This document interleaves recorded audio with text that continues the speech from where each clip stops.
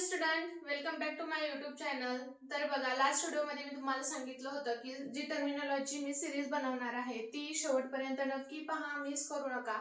बघा, जर तुम्हाला असं वाटत असेल की आपल्याला मेंटल हेल्थ नर्सिंग हा सब्जेक्ट खूप इझी जायला हवा, आपल्याला एक्झाममध्ये पण चांगले मार्क्स स्कोर झाले पाहिजेत आणि आपल्याला ज्या टर्मिनॉलॉजीज आहेत किंवा सायकॅट्रिक नर्सिंगमध्ये बघा मोस्ट ऑफ ज्या डिसीज कंडिशन आहेत ना त्या सर्वांच्या डेफिनेशन्स बघा सेमच असतात. त्यामुळे कन्फ्युजन होऊन जातं, आपल्याला समजतच नाही की कोणती कंडिशनची काय डेफिनेशन आहे. तर बघा, त्यासाठी सायकॅट्रिक नर्सिंग मधल्या ज्या टर्मिनॉलॉजीज आहेत त्या टर्मिनॉलॉजीज जर तुमच्या परफेक्ट असतील ना तर तुम्हाला सायकॅट्रिक नर्सिंग हा सब्जेक्ट एकदम इझी जाणार.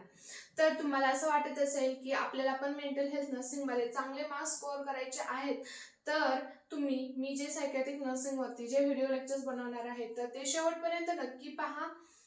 यस, तर आपण सुरुवात करूया आपल्या टॉपिकला. तर आज आपण पाहणार आहोत terminology use in psychiatric. Yes, तर त्यामध्ये सर्वप्रथम आपण पहिली टर्मिनॉलॉजी पाहणार आहोत ॲडिक्शन. तर काय आहे ॲडिक्शन? ॲडिक्शन म्हणजे काय सांगितलं आहे? Strong dependence both physical and emotional. बघा, जो पर्सन आहे तो पर्सन स्ट्रॉंग डिपेंड असतो, तो मग फिजिकल आणि इमोशनल दोन्ही पण गोष्टींनी तो स्ट्रॉंग डिपेंड असतो एखाद्या वस्तूवर म्हणा. बघा, फॉर एक्झाम्पल आपण घेऊया एक अल्कोहोलचा पेशंट आहे. बघा, अल्कोहोलचा पेशंट तो काय असतो?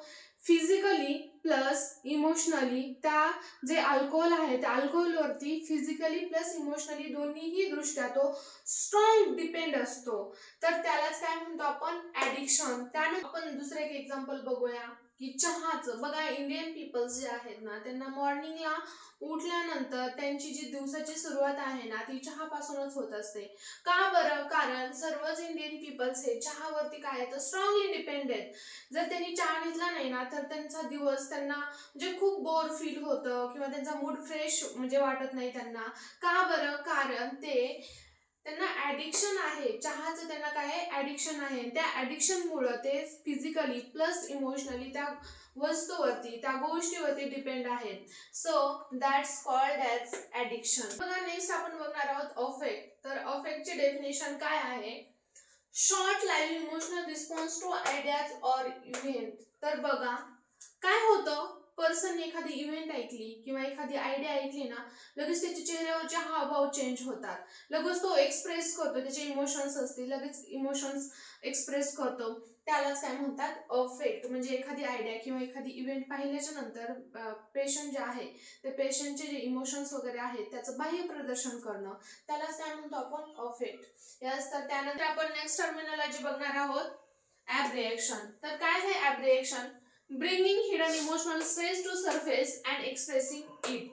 तर यामध्ये जो पर्सन आहे त्या पर्सनला त्याचे जे पास्ट एक्सपिरियन्स आहे किंवा एखादी पास्ट त्याच्याबद्दल एखादी घटना घडलेली असेल, ती आनंदाची असेल किंवा वाईट असेल, तर ती घटना आठवून त्याला समोरचा एखादा व्यक्ती जो आहे त्याला शेअर करण्याची स्ट्रॉंग इच्छा होती.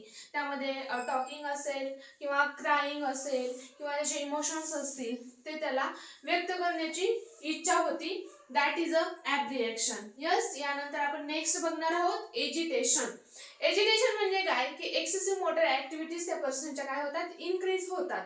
तर त्या एक्सेसिव्ह मोटर ऍक्टिव्हिटीज इन्क्रीज झाल्यामुळे त्या पर्सनला खूप जास्त चिडचिड होते. त्यानंतर त्याला अस्वस्थ जाणवतं. त्यानंतर ज्या त्याच्या ऍक्टिव्हिटीज आहेत त्या ऍक्टिव्हिटीजवरती कंट्रोल राहत नाही.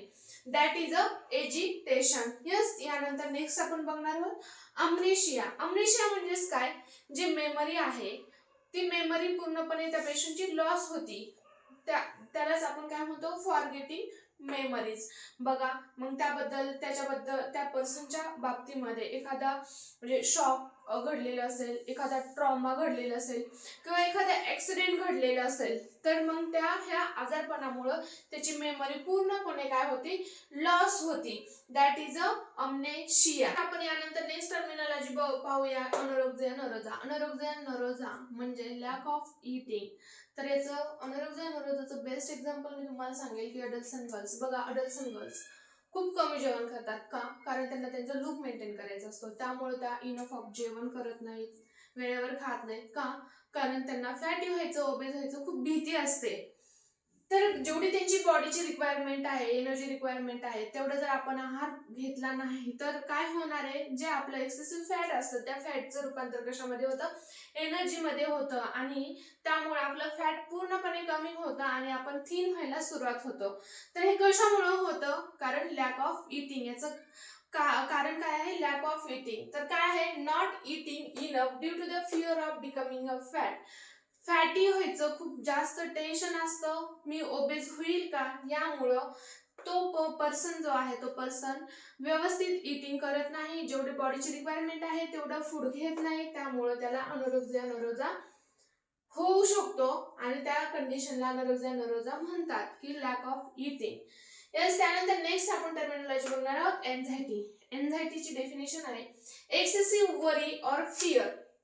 बघा, एखाद्या गोष्टीची ना जास्त काळजी करणं, ज्या गोष्टीचं काही म्हणजे काळजी करूनही काहीच फायदा नाहीये आणि जी ते गोष्ट काही महत्वाची नाहीये अशा गोष्टीबद्दल पण काय करणं, खूप जास्त काळजी करणं, त्या गोष्टीची आपल्या मनामध्ये भीती बाळगणं. मग यामुळं काय होतं, पेशंटची चिडचिड वाढते, घाबरटपणा जास्त वाढतो, पेशंट इरिटेट होतो, सारखी त्याला काळजी लागलेली असती. तर ह्यामध्ये काय होतं, पेशंटला खूप जास्त ओव्हर एक्साइटेड असतो, जास्त काळजी लागती आणि त्या गोष्टीबद्दल भीती पण वाटायला सुरुवात होती. यामुळे पेशंट कंटिन्युअसली चिंतेत असतो. That is called as anxiety. यानंतर आपण नेक्स्ट टर्मिनॉलॉजी बघणार आहोत, अकाथेशिया. तर काय आहे अकाथेशिया, म्हणजे motor restlessness, inability to sit. तर ह्यामध्ये जो माणूस आहे तो माणूस किंवा तो पर्सन उदास होतो, भावनिक दृष्ट्या तो उदास होतो आणि त्याच्या ज्या मोटर ऍक्टिव्हिटीज आहेत त्या इन्क्रीज होतात आणि तो एका ठिकाणी बसू शकत नाही, कंटिन्युअसली त्याला हालचाल करण्याची इच्छा होती, त्यालाच आपण अकाथेशिया असं म्हणतो. नंतर आपण नेक्स्ट टर्मिनॉलॉजी पाहूया, अपती. अपती म्हणजेच काय, लॅक ऑफ इमोशनल फिलिंग. तर यामध्ये जो पर्सन आहे त्या पर्सन कंटिन्युअसली उदास राहतो, त्याला कशातच इंटरेस्ट राहत नाही, तर त्यामध्ये त्याला त्या पर्सनला कशात उत्साहही राहत नाही, कोणती ऍक्टिव्हिटी करावीशी पण वाटत नाही. That is a apathy. कारण त्याच्याकडे जे इमोशनल ज्या फिलिंग्स आहेत त्या खूप कमी होतात, त्यामुळे त्याला कोणत्याहीच गोष्टीमध्ये इंटरेस्ट राहत नाही. यस, यानंतर आपण नेक्स्ट पाहूया, ओव्हुलेशन. ओव्हुलेशन म्हणजे काय, लॅक ऑफ मोटिवेशन. म्हणजे बघा, ज्यावेळेस आपलं मोटिवेशन, इंटरनल मोटिवेशन ज्यावेळेस कमी होतं ना, त्यावेळेस आपल्याला कोणतंच काम करण्याची इच्छा राहत नाही. बघा, फॉर एक्झाम्पल आपण स्टडीजच घेऊया. बघा, ज्यावेळेस आपलं इंटरनल मोटिवेशन म्हणजे वाढतं त्यावेळेस आपल्याला बघा स्टडी करायची, आपोआप आपल्याला स्टडी करण्याची इच्छा निर्माण होते.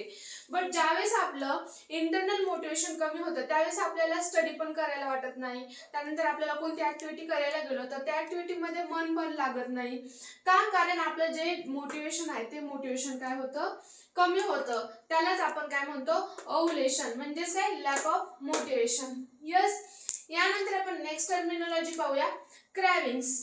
तर क्रेविंग्स म्हणजेच काय, strong inner drive to use substance in situation of substance abuse.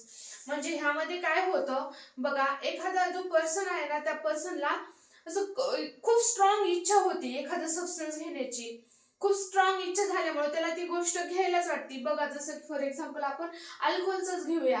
एखादा पर्सन जर अल्कोहोल अब्यूज करत असेल म्हणजे आपल्या जी बॉडी आहे तर त्या बॉडीला जेवढं अल्कोहोल पाहिजे त्यापेक्षा जास्त अल्कोहोलचा इनटेक करणं म्हणजेच काय करणं, अब्यूज करणं. तर क्रेविंग्स मध्ये काय होतं, त्या पर्सनला बरोबर त्या वेळेला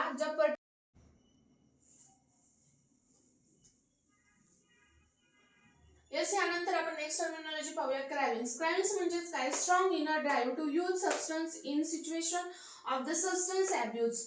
बघा, एखादा सबस्टन्स अब्यूज करणाऱ्या पर्सनचं आपण एक्झाम्पल घेऊया क्रेविंग समजून घेण्यासाठी. For example alcohol abuse. तर एखादा अल्कोहोल अब्यूज करणारा जर पर्सन घेतला ना तर त्यावेळेस जर फॉर एक्झाम्पल तो 8 वाजता जर अल्कोहोल इनटेक करत असेल त्याच्या बॉडीमध्ये, तर बरोबर त्याची बॉडी त्याला इनर सिग्नल देणार की 8 वाजता, नेक्स्ट डेच्या 8 वाजता त्याला बरोबर ते अल्कोहोल इनटेक करण्याची इच्छा होणार. त्यालाच आपण काय म्हणतो, क्रेविंग्स म्हणतो. म्हणजे स्ट्रॉंग इनर फिलिंग्स येतात की त्यावेळेस ती गोष्ट पाहिजेच. यस, यानंतर आपण नेक्स्ट पाहूया, क्रायसिस. तर क्रायसिस म्हणजे काय, acute emotional or psychological stress, usually coping mechanism fail. बघा सडनली एखादी गोष्ट जेव्हा घडते ना त्याला आपण काय म्हणतो क्रायसिस. सडनली म्हणजे फॉर एक्झाम्पल त्यामध्ये आपण घेऊयात एखादं खूप मोठं ऍक्सिडेंट होणं किंवा आपल्या क्लोज फॅमिली मेंबरची डेथ होणं, हे काय आहे क्रायसिसचं एक्झाम्पल आहे. मग आपल्या क्लोज फॅमिली मेंबरची एखाद्या डेथ झाली तर त्यावेळेस काय होतं आपल्याला खूप जास्त स्ट्रेस येतो आणि त्या स्ट्रेसच्या वेळेस काय होतं जे आपलं कोपिंग मेकॅनिझम आहे ज्याला आपण ऍडजस्ट करण्याची आपली क्षमता म्हणतो ते काय होतं फेल होतं, त्यालाच आपण काय म्हणतो क्रायसिस. नंतर आपण नेक्स्ट पाहूया कंडक्ट डिसऑर्डर म्हणजे काय. तर कंडक्ट डिसऑर्डर म्हणजेच काय repetitive and persistent pattern of behaviour in child or adolescents. तर यामध्ये ही जी कंडक्ट डिसऑर्डर जी कंडिशन आहे ती आपल्याला चाइल्ड मध्ये पण दिसून येते आणि अडल्टसन मध्ये पण दिसून येते. तर यामध्ये काय होतं जो चाइल्ड आहे किंवा जो अडल्टसन गर्ल्स असेल बॉय असेल तर यामध्ये एकच ऍक्टिव्हिटी रिपीट करण्याची इच्छा होते आणि ते एकच ऍक्टिव्हिटी रिपीट करतात, त्यालाच आपण कंडक्ट डिसऑर्डर असं म्हणतो. यस, यानंतर आपण नेक्स्ट पाहणार आहोत डिपर्सनलायझेशन. तर डिपर्सनलायझेशन म्हणजेच काय person subjective sense of being unreal or unfamiliar. म्हणजे जो पर्सन आहे त्या पर्सनला स्वतःच अनोळखी वाटायला वाटतं, स्वतःच स्वतःला ओळखत नाही किंवा तो त्याचे विचार असतील तर तो डायरेक्टली म्हणतो की हे माझे विचार नाहीत, ही माझी भावना नाही, हे मी नाहीच. म्हणजे तो स्वतःची ओळख विसरून जातो, स्वतःलाच अनोळखी समजायला लागतो. That is a depersonalisation. Yes, यानंतर आपण नेक्स्ट टर्मिनॉलॉजी पाहणार आहोत डिस्टोनिया. डिस्टोनिया म्हणजे muscle rigidity that affect posture, gait and eye movements. म्हणजे यामध्ये ज्या मसल्स आहेत ना त्या मसल्स रिजिड होतात, म्हणजे त्या मसलचे मुवमेंट्स होत नाही, मसल एकाच ठिकाणी फिक्स होतात. त्यामुळं जो पर्सन आहे त्या पर्सनचं पोस्चर चेंज होतं, त्यानंतर त्याचं गेट पण चेंज होतं आणि त्याच्या आय मुवमेंट्स पण चेंज होतात. का? कारण त्याच्या मसल रिजिड होतात. That is a dystonia. त्यानंतर आपण नेक्स्ट टर्मिनॉलॉजी पाहूयात डिसओरिएंटेशन. डिसओरिएंटेशन म्हणजे काय inability to recognise time, place and person. म्हणजे यामध्ये जो पर्सन आहे त्या पर्सनला टाइम म्हणजे त्याला जर विचारला आता किती वाजले आहेत तर तो व्यवस्थित टाइम पण सांगू शकत नाही, म्हणजे त्याला टाइमचं पण ओरिएंटेशन राहत नाही. त्यानंतर प्लेस, त्याला विचारलं तू कुठे आहेस तर तो व्यवस्थित सांगू शकत नाही, म्हणजे त्याला त्याच्या प्लेसचं पण ओरिएंटेशन राहत नाही. यस, यानंतर नेक्स्ट आपण पाहूयात पर्सन.